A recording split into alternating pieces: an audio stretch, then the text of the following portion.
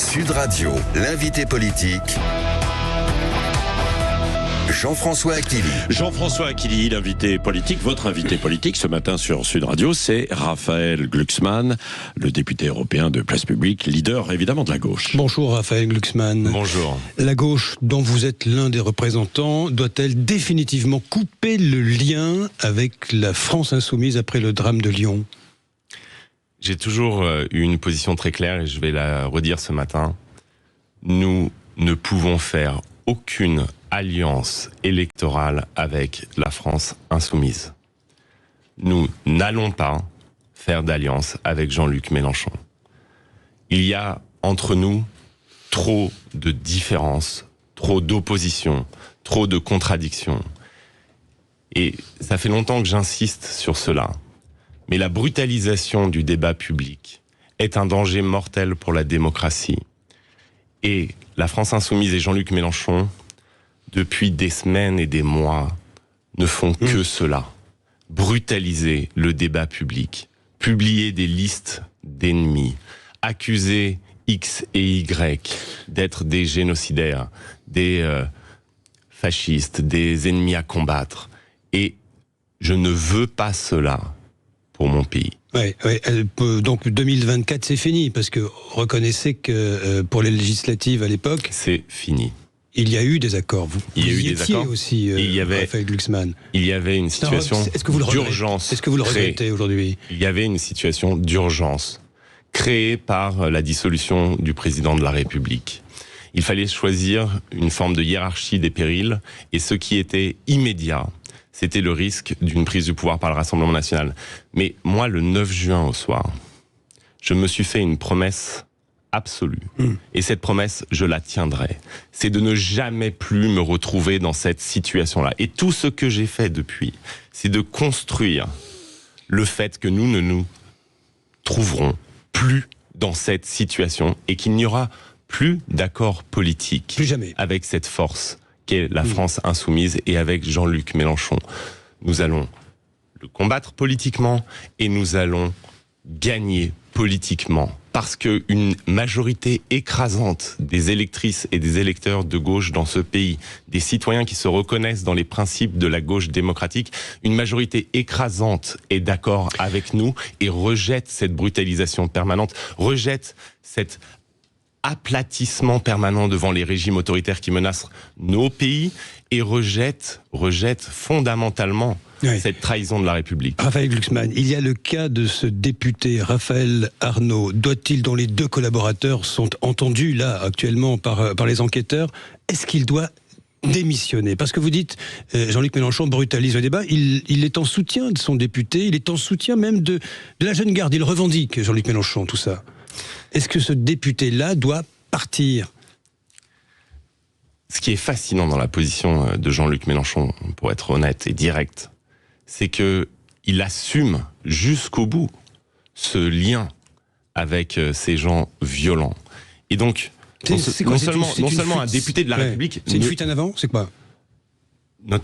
C'est une fuite en avant, c'est une continuité dans la dérive. Mais un député de la République doit être exemplaire au service de la République.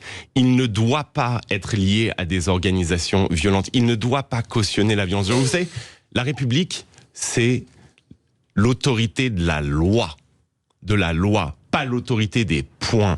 Parce que quand on commence à accepter l'autorité des points, eh bien on finit par accepter ensuite l'autorité des lames, puis ensuite l'autorité des armes. Et là, la démocratie, qui est notre trésor commun, se retrouve complètement minée, ruinée, ébranlée. Et moi, j'ai connu des pays dans lesquels l'état de droit avait disparu, dans lesquels le monopole de la violence n'appartenait plus à l'État. C'est ça qui constitue une république. Et ces pays-là, je vous le promets, n'étaient pas des pays fondamentalement très différents d'une autre. Donc en fait, nous ne sommes pas immunisés contre les dérives violentes. Il faut les combattre. Quand on cesse de cultiver la démocratie, quand on cesse de cultiver l'état de droit, quand on cesse de cultiver la République, eh bien, elle s'effrite et elle s'effondre. Et moi, je vais vous dire, nous vivons un moment de bascule. Et tous ceux qui ne sont pas clairs sur le rapport à la violence, tous ceux qui ne sont pas clairs seront politiquement disqualifiés, discrédités. Vous pensez que là, ce qui se passe aujourd'hui est un vrai basculement dans notre vie politique? Il y a 24 jours, le premier tour des municipales, et puis à la présidentielle, on va en parler l'an prochain. Vous pensez que là, il y aura un avant et un après l'assassinat de ce militant Quentin? Soit nous continuons dans la vie politique. Un homme a été lynché alors qu'il était à terre. Qu'on soit fermement opposé à ses opinions politiques ne doit jamais conduire à ce type d'assassinat. Et moi, je vais vous dire, s'il n'y a pas de rupture dans le débat public, s'il n'y a pas de remise en question de ceux qui attisent la violence, alors la France connaîtra des jours très sombres. Et donc, c'est pour ça que je pense qu'il faut aujourd'hui une clarification absolue, à la fois sur le rapport à la violence, sur le rapport au débat public, sur le rapport à la démocratie et à la pluralité des opinions, et sur les stratégies politiques que chaque force politique doit adopter. Justement, vous avez vu ce qu'écrit Marine Tondelier, la leader des écologistes. Elle le dit sur X, c'est un texte qu'il faut lire. Elle dit, elle évoque tout le drame, etc. Elle rend hommage, certes, mais elle dit, elle pointe les responsabilités de l'extrême droite, dit-elle, responsable à ses yeux de la plupart des violences politiques, je la cite, en France. Et Marine Tondelier ajoute, la manière dont la France insoumise, en tant qu'organisation politique, est désignée comme principale responsable du climat de violence n'est pas conforme à la réalité des faits. C'est ce qu'elle dit. Il n'y a pas de clarification dans ce cas-là. Elle a raison de rappeler les liens de la violence et de l'ultra-droite. Elle a raison de rappeler que on ne peut pas exonérer l'ultra-droite de son rapport à la violence. Mais sur la France insoumise, toute ambiguïté de notre part est à la fois une faute éthique et un suicide politique. Donc moi, je vous le dis, je suis extrêmement clair. Il n'y aura pas d'alliance, ni au municipal, ni à la présidentielle, ni aux législatives. Il n'y aura pas d'alliance. Pourquoi ? Parce que nous serons, nous, la gauche démocrate, nous serons, nous, la digue qui empêchera la bascule à l'extrême droite du pays. Nous serons, nous, ceux qui empêcheront Jordan Bardella et Marine Le Pen de prendre le pouvoir. Mais pour faire cela, pour être la digue qui défend la démocratie, eh bien, il faut être absolument clair sur le fait que nous n'avons aucune alliance avec le moindre parti qui remet en cause les principes démocratiques que nous entendons défendre. J'entends ce que vous dites, Raphaël Glucksmann, c'est extrêmement clair. Mais Pierre Jouvet, qui était assis à votre place, qui est un responsable socialiste, disait récemment qu'il y aura localement des accords entre les socialistes et la France insoumise au municipal. Donc ça, pour vous, c'est interdit désormais. Ce n'est plus possible, là, maintenant. Parce que ça a été dit ici. Et c'est pas d'aujourd'hui pour Place Publique. Vous savez, on a défini une stratégie politique depuis déjà plus d'1 an. Et nous avons dit clairement qu'il n'y aura pas le logo Place Publique avec le logo de la France insoumise dans aucune élection. Aucune. À venir. Et quand je dis aucune élection, c'est aucune élection. Et donc quand vous dites nous, c'est Place Publique, le Parti Socialiste, j'imagine, ce sont les écologistes. Vous savez, j'ai un immense respect pour mes partenaires politiques, mais c'est pas moi qui vais définir leur stratégie ville par ville. Mais par contre, ce que je vais vous dire, c'est que il y a des moments qui définissent ce que vous êtes. Vous pouvez vous retrouver dans une situation extrêmement compliquée. Et c'est précisément dans ces situations compliquées que vous définissez ce que vous êtes. Et nous ne voulons pas, et moi, je ne veux pas être associé avec Jean-Luc Mélenchon et la France insoumise. C'est extrêmement clair. C'est des raisons de fond, c'est des raisons qui sont liées. Mais vous savez, quand même, vous avez... Chaque société de journalistes aujourd'hui, dans quasiment tous les médias, doit publier des communiqués pour défendre leurs journalistes contre le harcèlement des militants et des partisans de la France insoumise après des dénonciations nominatives de membres de leur rédaction, par exemple dans Le Parisien récemment, par des députés La France insoumise. Mais vous vous rendez compte dans cette situation, un parti qui se revendique de la gauche, qui utilise ce type de méthode, mais moi je vais vous le dire, ils passent leur temps d'ailleurs à décerner des brevets de gauche ou pas de gauche. Mais qui sont-ils pour définir qui est de gauche. Ils trahissent l'ensemble des principes de la gauche républicaine, à la fois sur le fond et dans la méthode. Raphaël Glucksmann, pour vous, LFI n'est plus dans l'arc républicain, à vos yeux? Oui. Moi, je dis surtout... Parce qu'il y a une présidentielle qui arrive, on va en parler là. Très bien, parlons-en, mais moi, oui. ce que je vous dis est hyper clairement, je vois pas comment je peux être plus clair. Oui. Ce n'est pas notre famille politique. Alors, point. C'est-à-dire que ça ne le sera pas demain, ça ne le sera pas après-demain, ça ne le sera pas après-après-demain, ça ne le sera pas, quelle que soit la situation. Alors, citation de la coprésidente de Place Publique que vous connaissez si bien, Aurore Lalucq. Je voterai face au Rassemblement National pour une chèvre, dit-elle. N'importe qui, je m'en fous. Alors moi, je vous pose la question demain. Si on se retrouve, vous allez être candidat à la présidentielle, si on se retrouve... Ça, c'est vous qui le dites pour l'instant. Oui, je sais, c'est pas encore officiel. Si on se retrouve demain dans une, supposition, une sorte de finale, Bardella-Mélenchon, qui est la chèvre? D'abord, je vais vous dire, Voyez, Aurore Lalucq est coprésidente de Place Publique, elle a toujours été d'une clarté absolue sur la stratégie que nous adoptons, c'est-à-dire aucune alliance, ni au premier ni au deuxième tour, avec la France Insoumise. Pas d'alliance politique avec la France Insoumise. Maintenant, votre question, c'est une question que, je vous le dis avec tout mon respect, c'est une question qui vise à créer le buzz et qui n'existera pas. Et j'en prends devant vous l'engagement solennel. Non, c'est extrêmement important parce que et l'AFI et le RN font semblant que la France se résume à un affrontement entre l'AFI et le RN.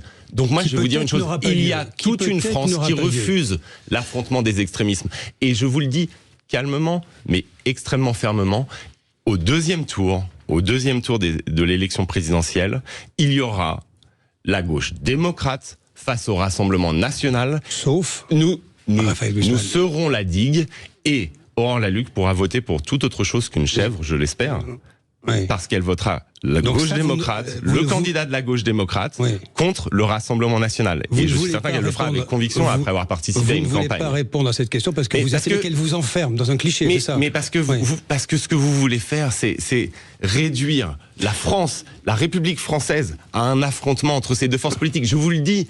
Ça n'existera pas. Il y a encore en France des millions et des millions de Françaises et de Français qui refusent l'extrémisme politique et qui produiront une offre politique qui sera face au Rassemblement national et qui gagnera face au Rassemblement national. Ce que vous dites, Raphaël Glucksmann. C'est mon serment, c'est la base même de mon engagement. Rien ne nous arrêtera sur ce chemin. La clé, Raphaël Glucksmann, dans cette histoire, c'est pourquoi nous posons la question. C'est parce qu'il y a une bulle sondagière gigantesque en faveur du Rassemblement national aujourd'hui. Vous le savez, des intentions de vote à 30-35%. Oui. Et le risque pour vous, je parle de vous, c'est l'émiettement. Et soudain, parce qu'il y a trop de candidats au premier tour, c'est M. Mélenchon qui est qualifié au deuxième. Voilà, c'est ça le risque. C'est pour ça qu'on vous pose la question. Vous-même, est-ce que vous allez en passer, si vous êtes candidat demain, je garde le conditionnel, par l'idée d'une primaire? C'est important à gauche, parce qu'il faudra bien désigner un champion à un moment donné pour aller... Ce qui crée la dynamique politique, ce qui va créer notre force, ce qui va faire que la gauche démocrate sera au deuxième tour et pourra battre le Rassemblement national. Je vous le dis, ce qui va créer ça, ce n'est pas une primaire dans laquelle les gens ne sont pas d'accord ni sur le fond, ni sur la stratégie. Vous venez de mentionner des dirigeants politiques qui n'ont pas la même stratégie, y compris vis-à-vis de la France insoumise. Et donc moi, ce que je vous dis, ce qui va nous permettre de créer cette dynamique, c'est la clarté. La clarté sur le fond, la clarté sur la stratégie. Et ensuite, je vous le dis, les enjeux sont tellement graves. Il y a un tel risque de bascule de notre pays dans le camp des poutinistes et des trumpistes, très loin des principes républicains qui ont fait la grandeur de la France. Il y a un tel risque que je suis certain que nous serons à la hauteur de la situation et que nous nous accorderons pour désigner la personne qui sera la plus à même de porter nos principes au second tour et de porter nos principes au pouvoir pour pouvoir gouverner le pays, pour pouvoir changer la France, pour pouvoir refonder notre démocratie, pour pouvoir relancer le contrat civique social qui est la base de notre résistance face à l'extrémisme, pour pouvoir reprendre le drapeau de la liberté même face à Trump et face à Poutine.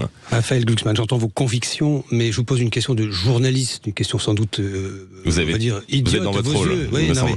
Comment est-ce qu'on départage demain un Raphaël Glucksmann, avec ses convictions, d'un François Hollande qui vient de vous emboîter le pas et qui dit la même chose que vous, qui parle de plateforme, d'idées, qui ne veut pas de primaire, qui parle on va dire, de vagues, d'impulsions.